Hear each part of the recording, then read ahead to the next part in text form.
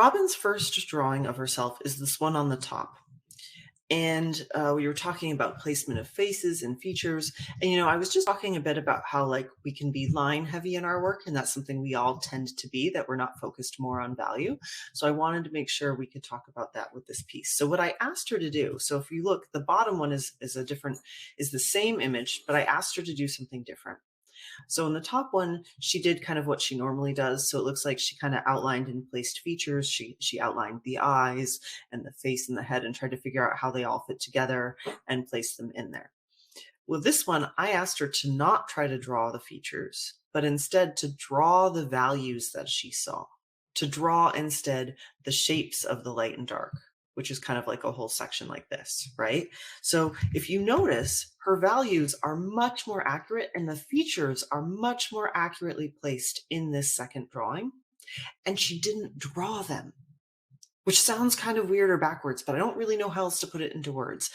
If you don't draw the features, but you instead focus on the shapes created by the highlights on her face, what shape is created? What does that look like? How can what would it look like to draw that shape instead? And perhaps not even outline it, but then fill it in with the tone that matches, right? Your value is the amount of light or dark you see. The steps are gradations of gray.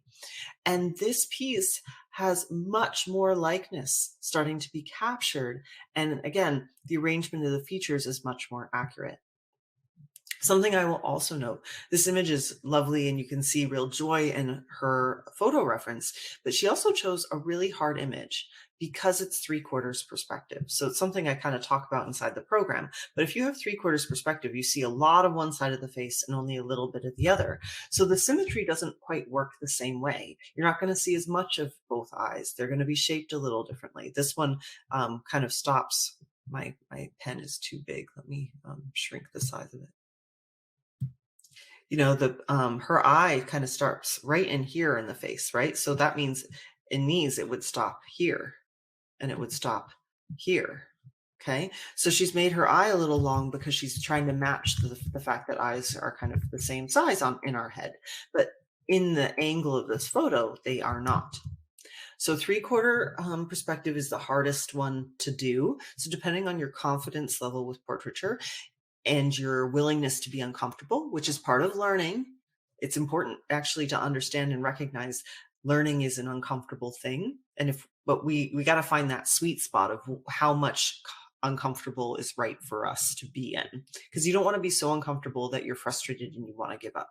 So if you start to feel that way when you're doing 3/4 perspective, I suggest that you look back at some of the image references that I offer inside, or find some somewhere else that are more head and straight on, either straight looking at you or even a full profile shot where it's just one half of the face. Okay, like your head turned to the side, because I think that will help. So look at, honestly, too, I think the hair is starting to look really nice. She's got some lovely little suggestions of line, but again, the value here really works for me. I like the glasses, even just her figure and how her body is angled to start to hug her dog. I really feel the presence of that figure in this. There's a sense of weightedness to the figure where she focused on value that I don't have in the first drawing. So I really want you to think about that for yourself. How do you approach looking at a figure, whether you're looking at them in life or looking at a photo reference? What about, instead of looking at where are the eyes, where's the nose, where's the mouth, looking at, well, where's my light source? How does the light source fall on this figure, and what shapes are created by that? And especially if you're a painter, then paint those shapes. Paint those shapes you see. And you can either do it in black and white, have a monochrome image to start to challenge to keep kind of the challenge reasonable. And then you can start to go, okay, not only what shapes do I see in the values, but in the different colors of her skin. And then that becomes what you paint instead. And that leads to us naturally placing features correctly. Now, again, it's not all or nothing. You shouldn't be doing all of one thing and none of the other. It's about balance, but so many people I work with, myself included, we lean towards line work. Most people that I have worked with do. And so since that's our nature, I want to make sure I'm pushing the value side of things so that you can think about how how the values create a sense of form and what shapes they create in your image reference that you're looking at, or the figure that you're looking at if you're doing live model drawing, so that you can really observe how, well, how volume is, how we take up volume, how we take up space in an environment. It's going to be conveyed better if you really make sure you're emphasizing that value as well.